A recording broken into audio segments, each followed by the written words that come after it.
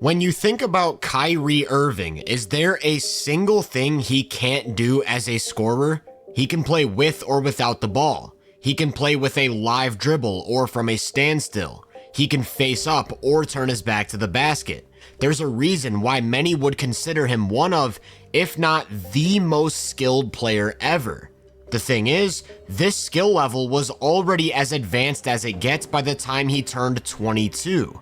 But what exactly does that mean, and why did it make him so impossible to guard? If you were to ask a group of average NBA fans who the best ball handler of all time is, I'd be willing to bet that Kyrie's the most common answer. Not only did he master the security of it all, always keeping the ball on a string as he navigated through even the tightest spaces on the court, but he paired that with the creativity of a street baller, which led to possessions like this where he'd seemingly take on the entire defense. A big reason why Kyrie's handle was able to be so effective was the way he paired that with elite functional athleticism. When I say that, I'm not talking about explosion or power, but rather something like balance or coordination, which he had more of than arguably any player I've ever seen. That really stood out whenever he'd go to his spin move. He tries to drive right, gets cut off, and the speed with which he spins back to his left is a testament to those two traits. These spins weren't just a counter though. He could use them to set up his attack, like here spinning in the opposite direction of a screen to get around his defender before going right into the chest of a shot blocker for two. Even more prominent than the balance and coordination was his ability to start and stop, and those quick changes of pace were the true driving force in making him impossible to contain. He was constantly hesitating and reading his defender while setting up, and you never knew when and where he was going to take that first step. He could maximize his burst out of any one of his vast set of moves. This time he's spamming the same size up over and over again, and at the exact moment his defender shifts slightly to his left, he's driving right and leaving him in the dust. And here's one where he starts with that exact same size up, except now instead of driving right, he's gonna cross into a drive left, once again getting by his man with ease. In addition to taking that first step out of any move, he could also burst from any body angle, and that made him completely unpredictable. This time he comes off a screen, and notice how his chest is facing the right-hand sideline, as are both of his feet. Yet still he's able to get that explosive first step going downhill. This one's really similar. After bringing the ball up, he pauses for a second with both feet angled towards the corner. In a way, it sort of lulls his defender to sleep, then once he starts his attack, it's too late to react. Remember what I said though, he could stop on a dime just as easily as he started, so these twitchy hesitation dribbles became a staple in his game. Many refer to this move as the stop and go, and you'd have a lot of difficulty finding anyone who took advantage of it in the way a young Kyrie did. When it came together, the starting and stopping, the coordination, the advanced handle, he pretty much always had a move he could go to after setting up his defender, even if it felt like they did everything right. Here he hesitates into a drive right, and Russ does a good job of shutting that off, only for Kyrie to slam the brakes before immediately redirecting into a new lane. His ability to change directions on a whim made his handle that much more lethal. He was always in complete control of his momentum, which meant that he could knife his way through or around the defense like a running back. Batum's gonna play his right side, so he threatens a right-hand drive before cutting back to his left. Then he makes that exact same right to left cut to find an angle on the finish. The starting and stopping, the cutting back and forth, the ball on a string, at times it looked like he was making the NBA court his personal playground. And like I keep going back to, the sharp changes of direction added more ways for him to set up his defender at the point of attack, especially when it came to playing with screens. In the high pick and roll, you never knew if he was going to use the screen or explode in the opposite direction on a drive, and then he had the speed to take advantage of any open space. He'd use his handle as a tool to manipulate screens, This time it's a right hand hesitation before going behind his back, and that forces his defender to make contact. From there, all he has to do is attack a slower footed big on his way to the basket. And whenever a defense tried to close that space by going to a more aggressive coverage, he'd of course use his ability to stop on a dime and change directions to split down the middle on a drive. Here's what it looks like when everything works together.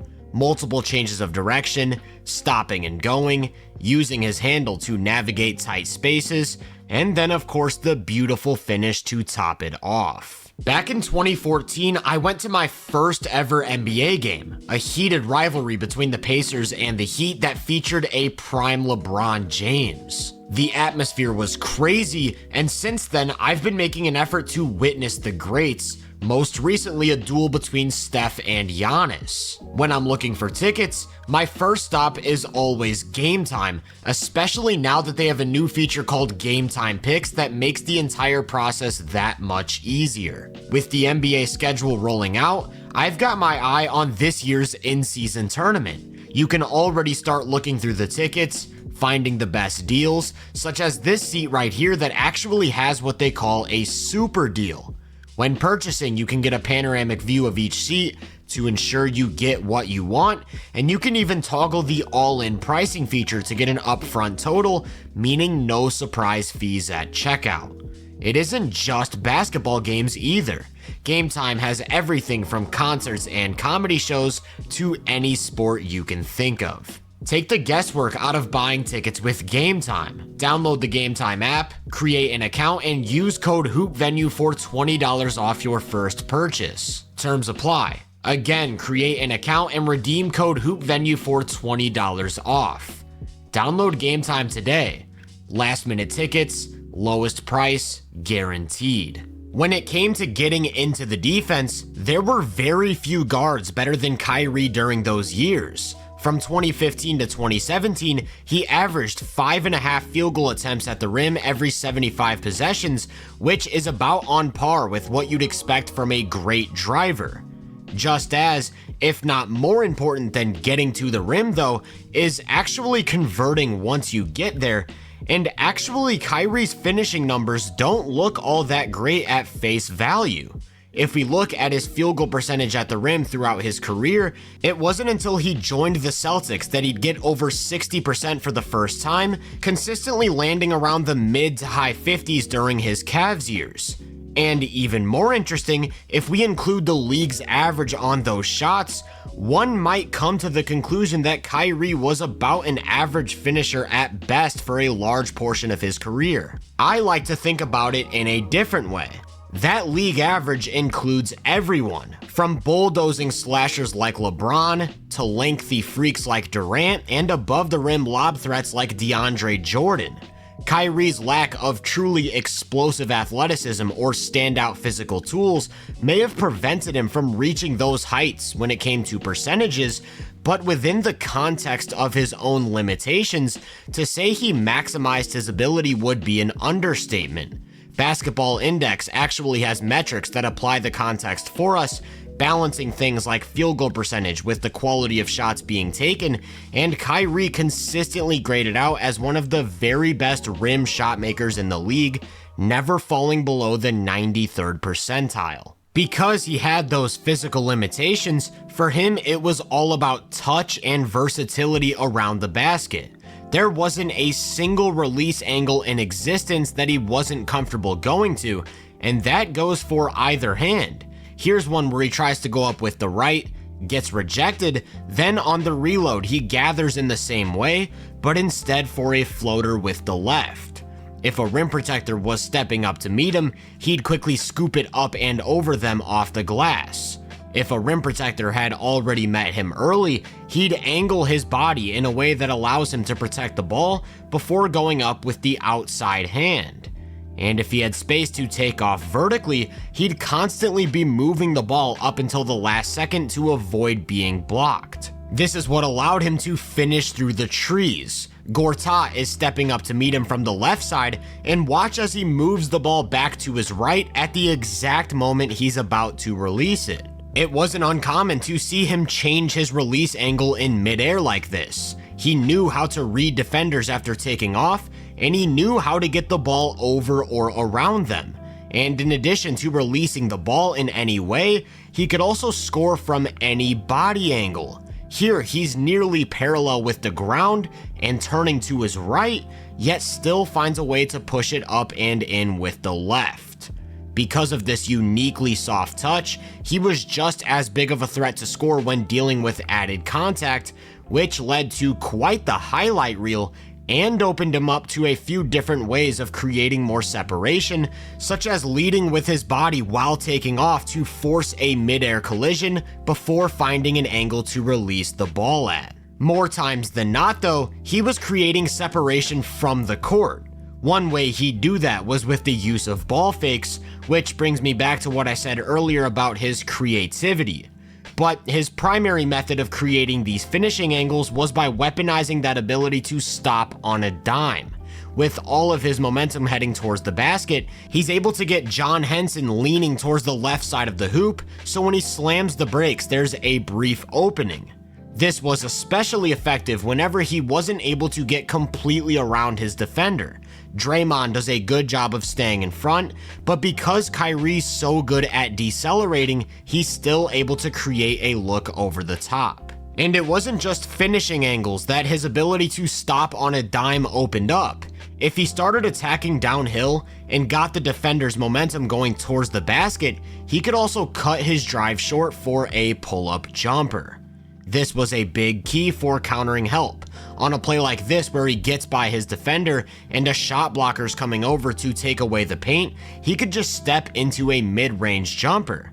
And he had all the tricks. If a defender was right in front of him, he'd throw a shoulder bump while coming to a stop for just a little bit more space, or he'd use his handle to create separation, with his go-to being this absolutely vicious pullback. Remember what I said about his balance and coordination? He was also one of the most flexible NBA players I've ever seen, which really stood out on these moves specifically. Look at the way he's angled as he pulls back. His back foot is completely sideways and facing the sideline, while his knee is nearly touching the ground. There's just no way any defender can feasibly stick with that. This one's even crazier. He starts on a drive right to set up his man, then slams the brakes while pulling back. Again, that left foot is on its side and facing the opposite direction, to the point where you question how he's not actively hurting himself. Then in one motion, he's loading up a jumper with multiple feet of space. Most great mid-range scorers have the size of a wing or even a big, and that allows them to rise up over the top of defenders. But at 6'2", for Kyrie, it was more about using his agility and diverse set of moves to create those openings. Whether it was a spin, a pullback, or some combination of the two, he was able to consistently get to his spots inside the arc. From there, his touch as a shooter took care of the rest, and we're talking about one of the greatest shot makers this game has ever seen. Off balance, smothered, he could do it all and from any spot on the floor. I don't think he was quite the mid-range assassin back then that he's been in his older years, but by 2016 he was already one of the league's best in-between scorers, consistently hitting 45 to 50% of these opportunities on great volume. This, of course, took his driving game to another level, because that meant he had a whole new set of counters he could go to depending on what the defense threw his way. Here's a play that starts with a drive right, and he's going to come to a stop before redirecting into a drive left. But when he's cut off again, then he can go to that shoulder bump as he pulls up for a short jumper. This one's real similar, with the drive right before crossing into a drive left, and again he's going to slam the brakes, but this time for a Kobe-esque turnaround fade. This mid-range game also gave him another option to go to off of screens. Remember what I said about how good he was at forcing his defender to make contact. If the big didn't step up, he had an automatic jumper, and then if the big did step up, they're forced to keep up with him in space, where he's not only a threat to drive, but to stop on a dime and pull up. He had all of the counters for dealing with hedges. I already mentioned how he'll use those sharp changes of direction to split down the middle on his way to the rim, but even when there isn't an angle to get down the middle. Here he uses a right hand hesitation to freeze Giannis before driving right around him with nobody else to step in front of a jumper. And here's one where he's being hedged to his left, to which he actually spins around the big. His defender does a great job of getting back in front, only for Kyrie to create separation with those emergency breaks. As good as he was at attacking those more aggressive coverages, he was one of those players who, alongside Dame and Steph, earned the label of a drop coverage killer. Of course, bigs had to worry about him pulling up for long twos, and he'd weaponize that threat with one of his signature hesitations to create a driving angle. It was imperative that his man stayed glued to his hip after coming off of screens to not allow that seamless pull-up, but he still had all of those tools for creating space and getting off a good look. It wasn't just the shooting that allowed him to torch drop bigs though. If he came off that screen and had any sort of space to start a drive, he'd go right at those slower-footed defenders with all of his masterful techniques. That deceleration was the key in maximizing these attacks. By driving right at the big, they're forced into a backpedal, so when he slams the brakes and cuts back to the middle for a floater, just look at the type of shot he's able to create. He wasn't exactly a big or powerful creator, but he did make great use of his shoulders to initiate contact in these spots, going right into the body of these bigs. When paired with the deceleration, that's what allowed him to go into their chest after building that downhill momentum, and how he was able to consistently finish over the top of them. So leaving him with space to attack off of screens was a dangerous game. Not only could he rise up for a mid-range jumper or slither his way to the rim, he could go right at bigs regardless of how well they positioned themselves. And when the opposing defense reacted by bringing the drop coverage slightly higher to take away that space, that's when he'd utilize off the dribble threes. Just like I talked about with the mid-range game, I do think he's gotten better as a pull-up three-point shooter with age, but that doesn't mean he wasn't still among the best in the league during that time, hitting somewhere from 35 to 40% every year, except for that outlier season in 2016 where he had to deal with injury. In my opinion though, it wasn't the shot making that made this area of his attack so prominent, but rather the versatility and the seemingly endless amount of ways he could get into them.